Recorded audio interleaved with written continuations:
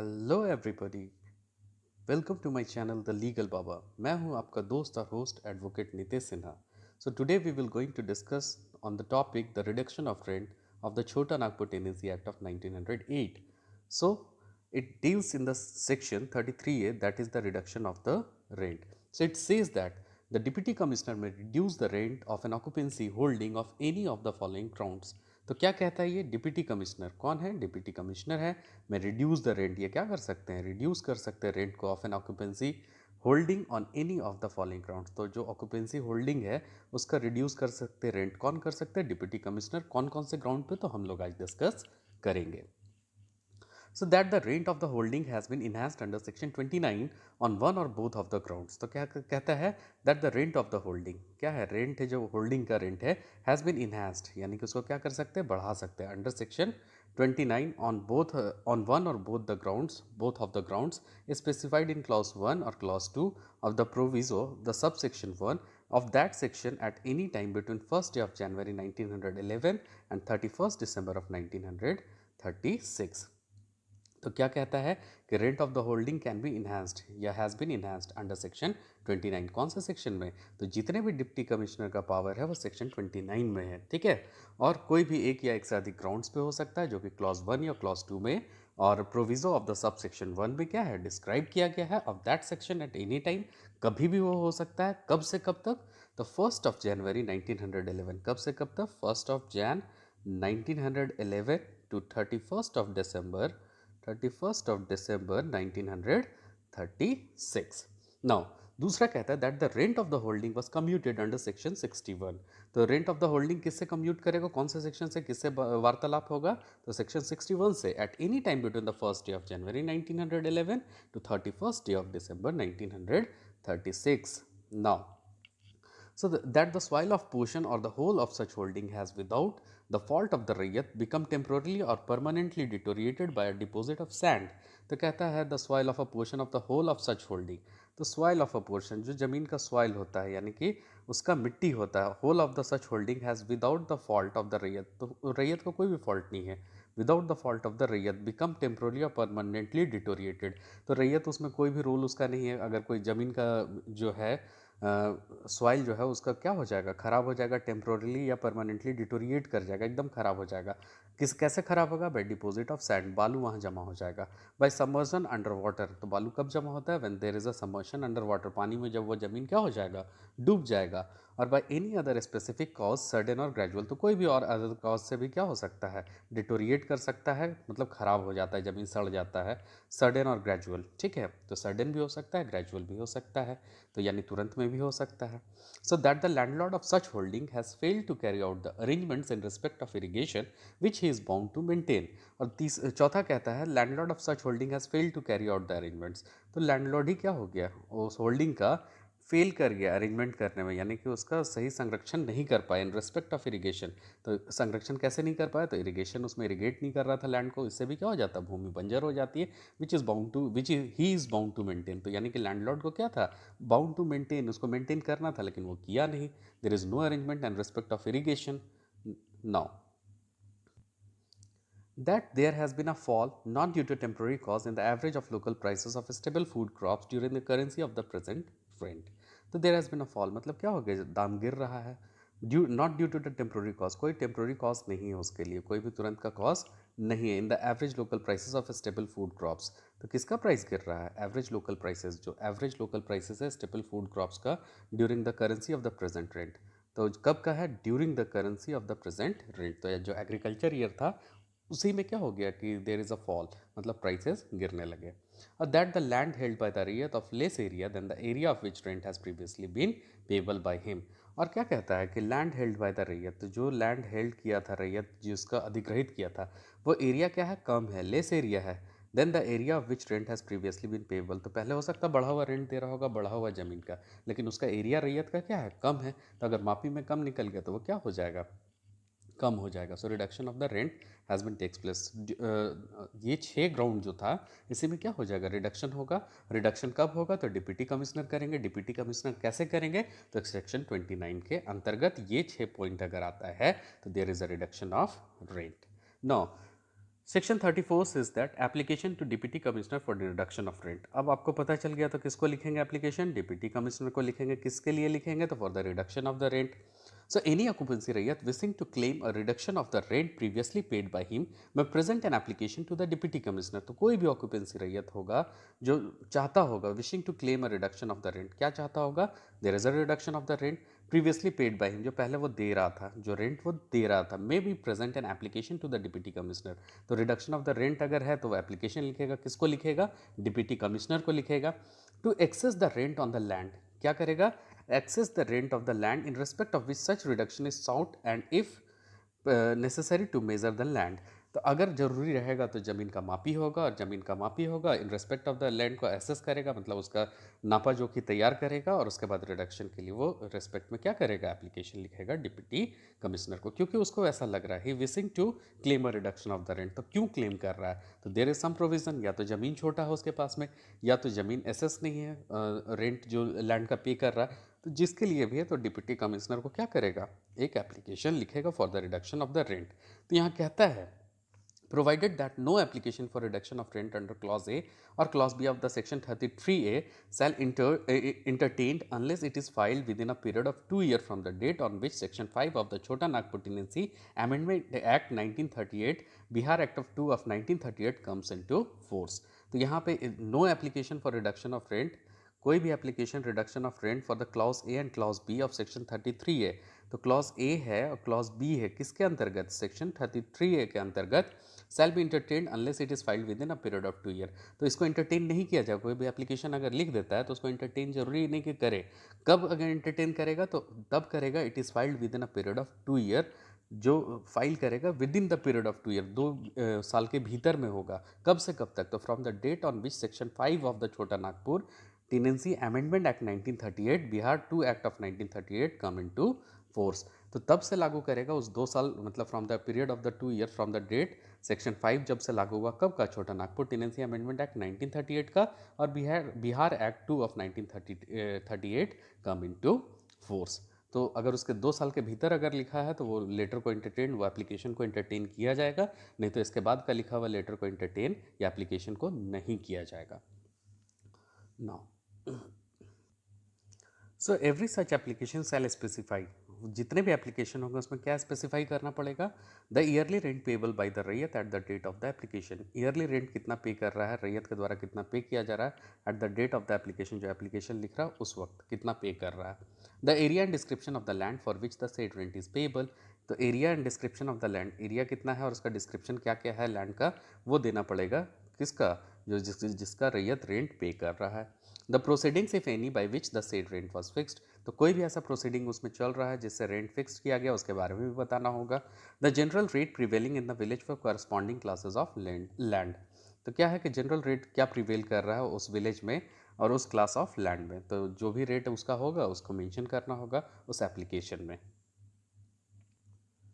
फिर उस एप्लीकेशन में मेंशन करना पड़ेगा that there has been a fall not due to temporary cause in the average local prices of staple food crop during the currency of the present rate. तो वहाँ कहता है कि that there has been a fall, किस में है fall, not due to temporary cause, कोई temporary cause उसके लिए नहीं है, but in the average local prices of staple food crop during the currency of the present rate. तो किस में फॉल है, prices of the staple food crop, तो जो भी स्टेपल फूड क्रॉप वहाँ पे उपज रहे हैं उसके प्राइसेस में क्या है, गिरावट दर्ज किया गया है, जिसके लिए वो रिडक्शन ऑफ रेंट के लिए एप्लीकेशन लिख सकता है।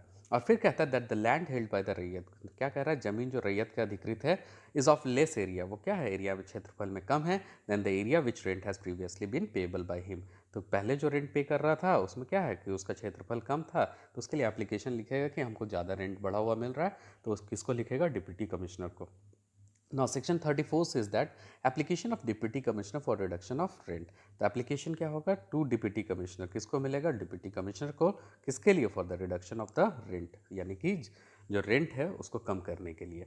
सो any occupancy raiyat wishing to claim a reduction of the rent previously paid by him may present an application to the deputy commissioner.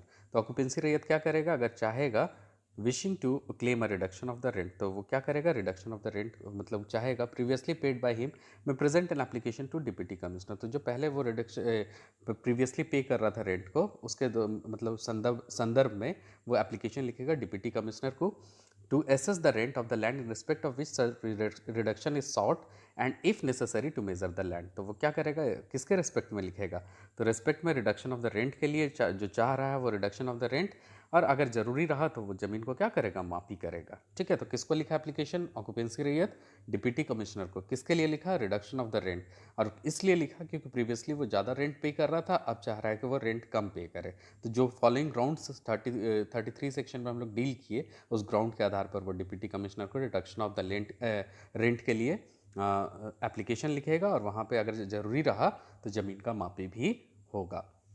So provided that no application for reduction of rent under clause A or clause B of section 33A should be entertained unless it is filed within the period of 2 years from the date on which section 5 of the Chota Nagpur Tenancy Act of 1938 and Bihar Act of 2 of 1938 come into force। तो जो पहले बता दिए थे कि क्या है कि 2 साल के मतलब भीतर में ही लिखा हुआ होना चाहिए, जब ये एक्ट लागू होने से बाद नहीं होना चाहिए। कौन सा एक्ट, तो छोटा नागपुर टेनेंसी अमेंडमेंट एक्ट 1938 और बिहार एक्ट ऑफ 2 ऑफ 1938 अगर कम इनटू फोर्स हो गया है उसके 2 साल पहले with in the period of 2 year, उसके बाद वो एंटरटेन नहीं होगा। सो every such application shall specify, तो उसमें सब में क्या होगा, जो चीज़ स्पेसिफाई करना है वो क्या क्या है, तो the yearly rent payable by the raiyat at the date of the application. तो फिर वहाँ पे भी सेम चीज़ करना है कि ईयरली रेंट कितना पे कर रहा था डेट ऑफ एप्लीकेशन में, जब से डेट ऑफ एप्लीकेशन है वहाँ मेंशन करना है। The area and description of the land which the said rent is payable, जो पहले भी बता दिए। The proceeding if any by which the said rent was fix, कोई भी प्रोसीडिंग्स है उसके द्वारा अगर रेंट को फिक्स किया गया तो उसके बारे में भी बताना है। The general rate prevailing in the village, village में जो रेट चल रहा है उसके बारे में बताना है कि किस तरह का क्लास ऑफ लैंड है और उसका रेट अभी क्या चल रहा है। The date as nearly it can be ascertained when the said general rate was last adjusted in the village, तो वो भी मेंशन करना है कि लास्ट एडजस्टेड रेट कब था विलेज में और कितना था, जो मतलब अनुमान के अनुसार क्या था और लास्ट में कब असरटेंड हुआ उसका रेंट, वो भी मेंशन करना है। The amount of reduction claim, कितना अमाउंट रिडक्शन का क्लेम कर रहे हैं वो भी मेंशन करना है एप्लीकेशन में। The ground on which such reduction is claimed, कौन कौन सा ग्राउंड है जिसमें रिडक्शन चाहिए वो भी क्लेम कर रहे हैं तो उसको भी बताना है।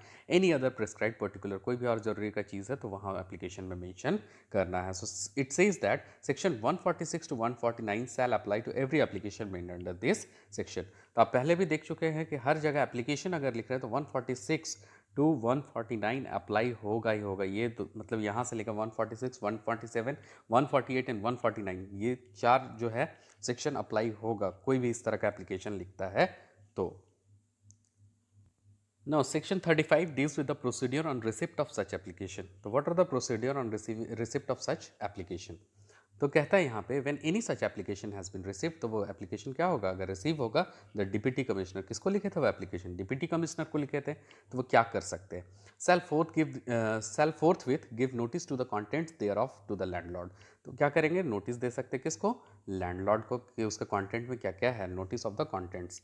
दूसरा कि may if things fit it order the measurement of the land, तो उनको अगर लगेगा तो वो क्या कर सकते हैं, ज़मीन का मापी करवा सकते हैं। May upon consideration of all the circumstances set forth in the application and after hearing any objection advanced by landlord or order fixed a reduced rent for the holding as to him may seem fair and reasonable. तो अगर उनको लगेगा, जैसा consideration करेंगे circumstances को, जो परिस्थिति है set forth with the application, तो एप्लीकेशन में जो परिस्थिति वो मेंशन किया हुआ है and after hearing any objection advance by landlord, तो अगर कोई भी ऑब्जेक्शन अगर होता है लैंडलॉर्ड को तो सुनेंगे कौन, डिप्टी कमिश्नर, और fix a reduced rent of the holding, तो फिर क्या कर सकते हैं, reduced rent of the holding को फिक्स कर सकते हैं एज टू हिम में सीन फेयर एंड रिजनेबल, तो उनको जो लगेगा फेयर और रिजनेबल उस आधार पर वो क्या कर सकते हैं, रेंट को फिक्स कर सकते हैं, रिड्यूस्ड रेंट को फिक्स कर सकते हैं।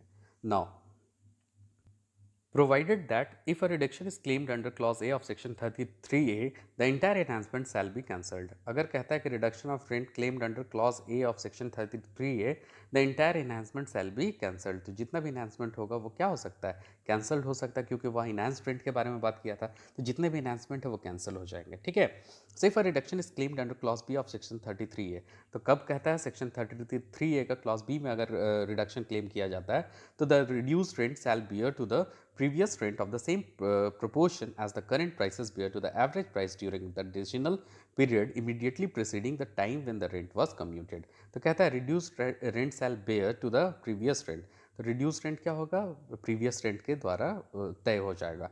इन द प्रोपोर्शन, जो अनुपात है एज द करंट प्राइसेस, तो जो आज का प्राइसेस है वो bear the average prices during the decennial period. तो जो एवरेज प्राइसेस था कब का, डेसिनल पीरियड का, immediately proceeding the time when the rent was commuted. तो जो रेंट का कम्यूटेड रेंट था उसको जो देना हो रहा था, तो प्रीवियसली जो करंट प्राइसेस के थ्रू जो प्रीवियसली रेंट जो था उसको करंट प्राइसेस पे लागू कर दिया जाएगा, और जो इन्हांस्ड रेंट है उसको कम कर दिया जाएगा, उसको रेंट को रिड्यूस कर दिया जाएगा अगर क्लेम को रहता है पाया सही जाता है तो। ठीक है। Now if a reduction is claimed under clause C, अब रिडक्शन कहाँ पे क्लेम कर रहा है, clause C of section 33A, the deputy commissioner may order partial और entire remission of the rent, तो पार्शियल रिमिशन कर सकते थोड़ा सा, या इंटायर रिमिशन कर सकते हैं रेंट का, and shall fix a period during which the reduced rent shall be paid, और वो फिक्स कर सकते हैं क्या, reduced rent shall be paid, कितना उसको कम पैसा पे करना होगा, और during which the entire rent shall be remitted, और हो सकता है कि पूरा इंटायर रेंट को रिमिट कर दे, मतलब पूरा का पूरा खत्म कर दे, and may at any time, तो जब भी उनको समय लगेगा उस समय वैसा कर सकते हैं। Before the expiration of the paid said period revise the order if the satisfied that the soil of the holding has become fit for cultivation, और फिर उनको लगेगा बिफोर द एक्सपायरेशन ये जो वर्डिक्ट दिए है उसके एक्सपायरेशन से पहले सेड रिवाइज द ऑर्डर, तो वो रिवाइज कर सकते हैं ऑर्डर को कब, जब वो सेटिस्फाई होंगे कि सॉइल ऑफ होल्डिंग में जो है वो फिट है कल्टीवेशन के लिए, फिट फॉर कल्टीवेशन, तो खेती करने योग्य हो जाता है, तो फिर सेटिस्फाई होते हैं, तो expiration of the said period वो फिर से रेंट को लागू करा सकता है, तो ये पूरा खत्म भी कर सकते हैं और लागू भी करवा सकते हैं। Now so if a reduction is claimed under clause D, अब रिडक्शन कहाँ पे क्लेम किया जा रहा है, क्लॉज डी में सेक्शन 33 है, द डिप्टी कमिश्नर में eight any time revise is order fixing a reduced rent, तो वो रिवाइज कर सकते हैं अपने ऑर्डर को जो रिड्यूस्ड रेंट को फिक्स किए थे, if is satisfied that the landlord has restored the arrangement, तो लैंडलॉर्ड क्या हो गया, उनको सेटिस्फाई हो गया कि वो रिस्टोर कर लिया टोटल अरेंजमेंट को इन रिस्पेक्ट ऑफ इरीगेशन, जिसके कारण क्या हो गया था, भूमि बंजर हो गया था, तो इन रिस्पेक्ट ऑफ इरीगेशन वो फिर से क्या कर लिया लैंडलॉर्ड, रिस्टोर कर लिया, यानी कि फिर से उसको बंजर भूमि को अच्छा उपजाऊ भूमि उसका मिट्टी को ठीक कर लिया, which is bound to maintain, और आगे भी इसको मेंटेन करना, तो ये जो ऑर्डर फिक्सिंग रिड्यूस रेंट था अगर सेटिस्फाई हो जाएंगे तो उसको रिवाइज कर सकते हैं कौन, डिप्टी कमिश्नर, किसमें, section 33 clause D. So, if a reduction is claimed under clause E of section 33A, the reduced rent shall bear to the previous rent the same proportion as the current prices bear to the prices prevailing. तो कहता है if reduction is claimed under clause E of section 33A, the reduced rent shall bear to the previous rent. तो reduced rent क्या करेगा, previous rent को पूर्ति करेगा, the same proportion as the current prices bear to the price prevailing, तो जैसे वैसे पूर्ति करेगा जो करंट प्राइसेस जो है आज है प्रिवेल कर रहा है प्राइसेस आज का उसके द्वारा, कब, तो at the time when the previous rent was first become payable, तो कैसे पूर्ति करेगा, तो time when the previous rent first become payable, तो जब सबसे पहले प्रीवियस रेंट कब पेबल हुआ था, और if the previous rent first become payable before the preparation of the record of rights under chapter 12, तो क्या कह रहा है कि अगर वो पेबल क्या होगा, before the preparation of the record of rights, record of right prepare नहीं हुआ लेकिन वो रेंट क्या था, पेबल था, अंडर कौन से इसमें चैप्टर 12 में, and landlord is unable to prove the satisfaction of the deputy commissioner when the previous rent become payable, तो वो लैंडलॉर्ड प्रूफ नहीं कर पाया, unable to prove the satisfaction to the deputy commissioner कि क्यों ऐसा था, अगर preparation of record of right अगर वह मेंटेन नहीं था और फर्स्ट बिकम पेबल था, वो रेंट पेबल था पहले ही शुरुआत से ही,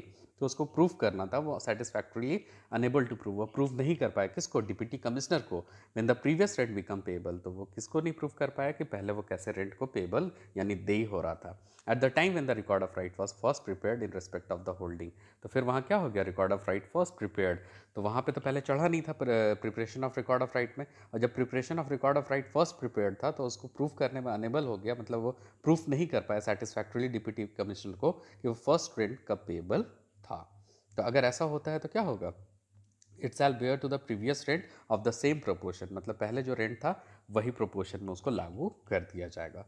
सो दूसरा कहता है order of the deputy commissioner under sub section 1 shall take effect from such date as may be specified in the order, तो जो ऑर्डर जिस दिन से निष्पादित होगा वही डेट को वो ऑर्डर क्या होगा, मतलब लागू हो जाएगा। So nothing in this section shall bar the right of the landlord to claim at any time an enhancement under the section 29 of the rent of such रैयत, तो यहाँ पे कोई भी ऐसा चीज़ नहीं कहता bar the right of the landlord, यहाँ पे कोई भी ऐसा राइट नहीं है लैंडलॉर्ड का टू क्लेम, क्या क्लेम करने का, at the time of enhancement under section 29 rent of such रैयत, तो यहाँ सेक्शन 29 के अंतर्गत क्या है कि बोलता है लैंडलॉर्ड को कोई भी अधिकार नहीं है कि वो इन्हांसमेंट ऑफ रेंट क्लेम करे अंडर सेक्शन 29, ठीक है। Now Now the topic bar to further enhancement of reduction of rent. Bar to further enhancement of reduction of rent. क्या क्या बार है, क्या क्या रोक है for the further enhancement of reduction of rent. So section 36 says that bar to further enhancement of reduction of rent where there is no record of right. तो वहाँ पे अगर कोई record of right नहीं होगा तो there must be a bar. वहाँ पे कोई रोक होगा, अवरोध होगा for the reduction of the rent. So कहता है पहला, when the rent of an occupancy holding in any area referred to in class A of section 27 has been enhanced by order of the deputy commissioner passed under section 29, such rent shall not again be enhanced for a period of 15 years except. तो अगर कोई rent है क्या है occupancy holding का कोई area के लिए referred in clause A of section 27, किस में रिफर कर रहा है, clause A of section 27 has been enhanced by order of deputy commissioner. तो पहले ही वो क्या है, इनहांस हो गया by the order of deputy commissioner passed under section 29. Such rent shall not be again be enhanced for a period of 15 year. तो अगर ऐसा इन्हांसमेंट हो चुका है तो आगे 15 साल तक वो इन्हांसमेंट नहीं होगा, सिर्फ फॉलोइंग ग्राउंड्स पर bye the order of the deputy commissioner on the ground of landlord improvement. तो तब ही हो सकता है 15 साल के भीतर जब डिप्टी कमिश्नर को ऐसा लगेगा कि लैंडलॉर्ड कुछ इंप्रूवमेंट कर लिया, किस में, अपने ज़मीन पे, जैसे कि इरिगेशन किया था उस तरीके से. फिर अगर इन्हांसमेंट होगा तो क्या हो जाएगा, by order of revenue officer passed under chapter 12. तो रेवेन्यू ऑफिसर का पावर किस में है, चैप्टर 12 में ऑर्डर पास करने का. और अगर रेवेन्यू ऑफिसर अगर उनको लगा कि अब इन्हांसमेंट ऑफ रेंट होना चाहिए तो वो कर सकते हैं, नहीं तो 15 साल तक इन्हांसमेंट ऑफ रेंट नहीं होगा. और रेवेन्यू ऑफिसर किस में पास करेंगे, तो चैप्टर 12 में कोई भी ऑर्डर पास करेंगे. Now, when the rent of an occupancy holding in any such area has been reduced by an order of the deputy commissioner under section 35, such rent shall not again be reduced for a period of 15 years. तो अगर कहता है rent of an occupancy holding in such area has been reduced, तो अगर कोई occupancy holding का rent है पहले reduce कर दिया, कौन किया, order of the deputy commissioner. deputy commissioner का order से reduce हुआ, किस में order किया था, under section 35. such rent shall not again reduced for a period of 15 years. तो 15 साल तक वो rent फिर क्या होगा, reduce नहीं होगा. कब कुछ प्रावधान है जिसके कारण रिड्यूस हो सकता है, नहीं तो रिड्यूस 15 साल तक नहीं होगा. तो वो कौन कौन से कारण है, तो by the order of the deputy commissioner as one of the ground specified in clause C D F of the section 33 है. तो जो पहले बात की है सेक्शन 33 ए का सी डी और एफ में अगर वो क्लॉज में वो ग्राउंड अगर आता है तो रिड्यूस रेंट होगा, नहीं तो फिर रिड्यूस रेंट 15 साल तक नहीं होगा. और किसके ऑर्डर से होगा, डिप्टी कमिश्नर के ऑर्डर से. और कहता है by order of the revenue officer passed under chapter 12. तो रेवेन्यू ऑफिसर का ऑर्डर से भी चैप्टर 12 में वो ऑर्डर पास करेंगे तो भी रिड्यूस ऑफ द रेंट हो सकता है. तो इन्हांसमेंट ऑफ द रेंट भी होगा तो कुछ कुछ ग्राउंड्स उसके लिए फॉलो करते हैं, रिडक्शन ऑफ द रेंट भी होगा तो उसके लिए भी कुछ कुछ ग्राउंड्स फॉलो करते हैं. अगर कोई ग्राउंड अगर नहीं है तो 15 साल तक अगर एक बार फिक्स हो गया तो रिडक्शन ऑफ द रेंट भी नहीं होगा और इन्हांसमेंट ऑफ द रेंट भी नहीं होगा. So today this is all about this chapter. If you like my video, if you understand my video, please share and subscribe my channel. Thank you.